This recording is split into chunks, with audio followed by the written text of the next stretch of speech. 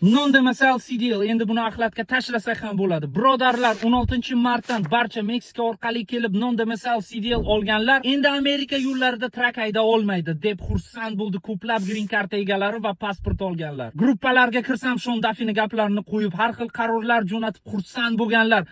Aynan bugun birodar sizlarni xafa qiladi. Chunki 16-martda chiqadigan barcha o'zgarishlar umuman non-domicile egalariga taalluqli joyi yo'q. Bu o'zgarishlar endi CDL olmoqchi bo'lganlar uchun. Ya'ni ularning ingliz tili, sudimislari, statuslari barchasi nazorat ostida va tekshiruvda bo'ladi. Allaqachon non-domicile CDL olganlar esa bundan oldin qanday ishlagan bo'lsa, shu tarzda davom etaveradi. Non-domicile CDL egalariga taalluqli faqat bitta punkti bor va shuni ham ogohligini allaqachon berganman. Ya'ni ko'plab shtatlar DMVlari non-domicile CDL egalarini chaqirib, ulardan statusini isbotlash so'raladi.